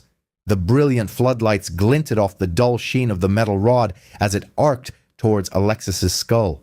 She subtly shifted her stance, allowing the makeshift weapon to whistle past her face. Mere inches away, the air displaced by its rapid passage barely disturbed a single strand of her hair. Briggs, propelled by his own momentum and the tempest of his emotions, lurched forward, his equilibrium shattered. "Hold still and confront me," he roared, regaining his footing for another savage swing. Alexis remained perfectly balanced, her gaze tracking his every maneuver with practiced detachment. "You've reached your end, Lieutenant. Let go of that weapon."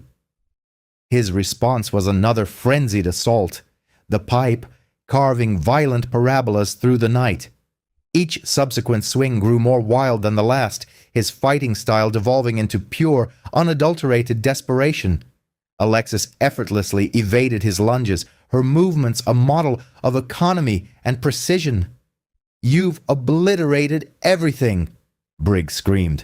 With a sidestep, she allowed the pipe to slam into a nearby container, its metallic clang echoing across the industrial yard. "Years of authority. Respect vanished because of you. Respect." Alexis's voice remained unnervingly calm, a stark contrast to the deadly ballet unfolding between them. "Do you mean dread? Is that all you've ever commanded?" He launched the pipe in a vicious horizontal sweep. This time, instead of dodging, Alexis advanced into his offensive posture. Her forearm intercepted the descending pipe mid-swing, pinning it against her body. The impact sent a jolt through her, but her expertly applied technique absorbed the forceful blow. Briggs attempted to wrench the implement free, but Alexis had already firmly secured her grip. She shifted her weight, applying calibrated pressure with her forearm braced along the pipe's length. A strained groan emanated from the metal, followed by a sharp, resonant crack as it fractured. Before Briggs could release his end, Alexis transitioned seamlessly into a joint lock. Her hands found critical pressure points as she controlled his wrist and elbow. He tried to resist, but the immutable laws of physics and leverage rendered his struggle futile. "No," he began to utter. Alexis completed the maneuver. A sickening, wet pop echoed as his elbow dislocated, immediately followed by a distinct crack as his arm broke cleanly. Briggs's anguished scream tore through the nocturnal quiet. He collapsed onto his knees, cradling his mangled limb. "You're insane," he choked out, his words strained through gritted teeth. "Consider your next words very carefully," Alexis advised in a low tone. She maintained the joint lock with one hand, ensuring he remained incapacitated. "Federal agents are documenting every second of this." Briggs's head snapped up. Through the sheen of pain-induced sweat on his face, Alexis witnessed the precise moment he comprehended the arrival of reinforcements. Investigator Cross stood at the lot's entrance, flanked by several FBI agents, their firearms at the ready. Crucially, multiple cameras and recording devices were focused directly on the scene. "This is your solitary opportunity," Alexis continued, applying a subtle increase in pressure to underscore his predicament. "Confess everything. The setup for the traffic stop, the obstruction of justice, your collaboration with the private detention facilities, the entirety of it." "I don't know what you're—" He was cut off with a sharp intake of breath as she adjusted her grip infinitesimally. Incorrect response. Let's commence with the dashcam footage you erased. Detail precisely how you accomplished that. Briggs attempted to writhe free, but the joint lock held him fast. Sweat streamed down his face as his eyes darted frantically between Alexis and the approaching federal operatives. His resistance faltered. "Fine," he spat. "I authorized the deletion of the footage. Had a tech wipe the entire system to cover our actions, and the justification for the initial stop." A bitter, pain-laced laugh escaped him. "We target them all. Any black individual in a high-end vehicle gets stopped, thoroughly searched, and if feasible, apprehended. It ensures the private facilities remain occupied. It keeps the illicit payments flowing." "Who else is implicated?" Cross inquired as he drew nearer, his recorder extended. "Half the precinct. Judge Maxwell. Dia Reynolds." Briggs's words began to pour out now, his composure completely disintegrated. "They all receive their share. We've been perpetrating this for years." Alexis maintained her hold as Cross approached, meticulously documenting every detail surrounding them. Federal agents were apprehending the conscious deputies, informing them of their rights, and securing them with restraints. Medical personnel began arriving to attend to the more severely injured officers. "And my mother?" Alexis inquired softly. "The fraudulent arrest insurance?" Briggs grimaced. "We assumed we could compel you to cease your investigation. I should have recognized your true nature from the moment you incapacitated my men on that first day." Red and blue lights began to pulsate across the lot as additional law enforcement vehicles converged. The disorienting flashes painted surreal patterns onto the scattered weaponry and downed officers. Evidence technicians moved in, meticulously photographing and cataloging the scene. "That suffices for the moment," Cross stated, ceasing the recording. He gestured to nearby agents. "Take him into custody." 2 FBI agents approached with handcuffs. Alexis released the joint lock with fluid grace, stepping back as they secured Briggs. He swayed on his knees, pale and drenched in sweat, as they read him his rights. "This isn't concluded," he snarled as they hauled him to his feet. "You have no comprehension of whom you're confronting." "Actually," Cross responded, "we possess precisely what we require.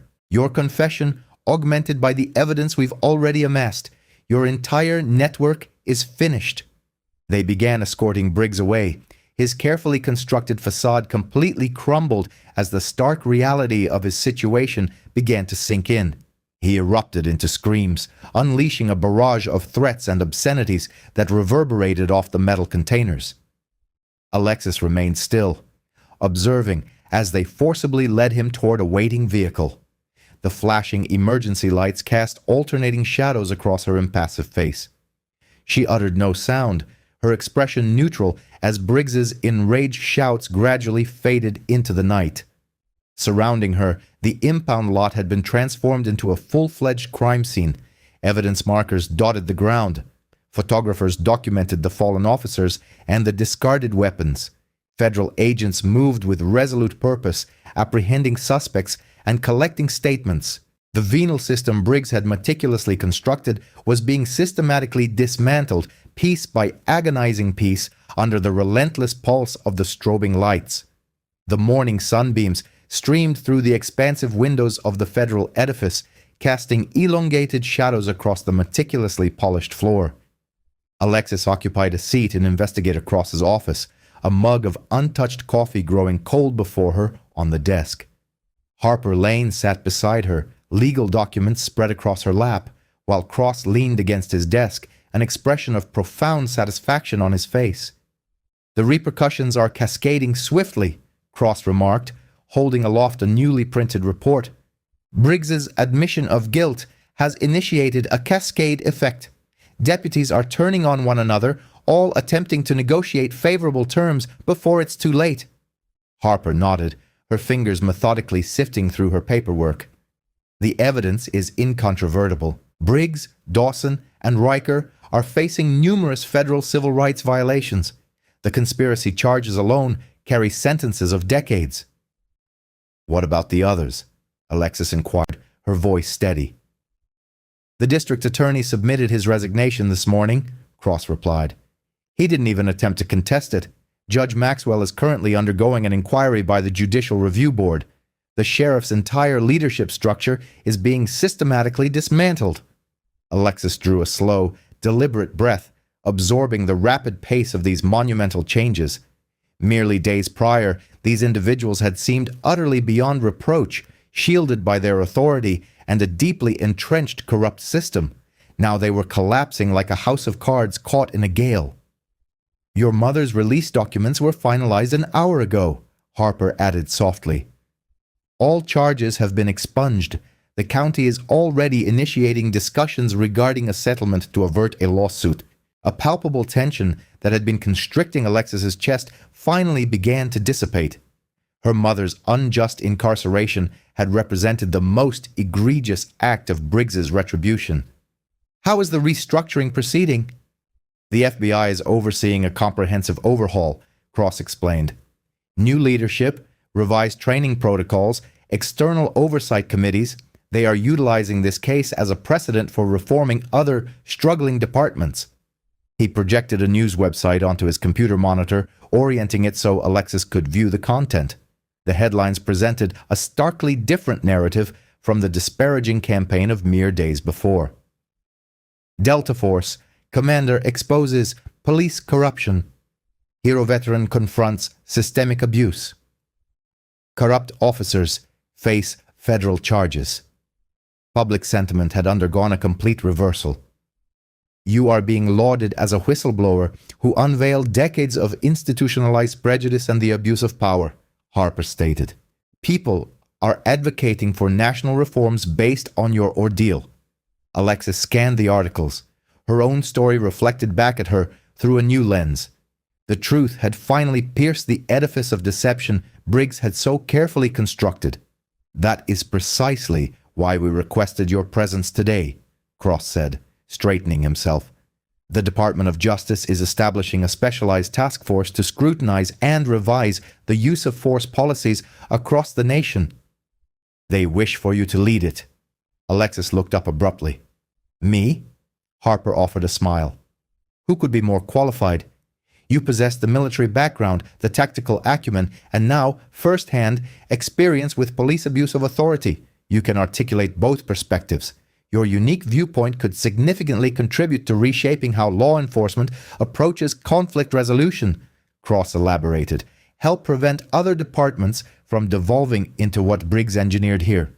Alexis rose and moved towards the window, gazing out at the sprawling cityscape. The morning sun glinted off the glass facades of distant structures, making them appear like luminous beacons.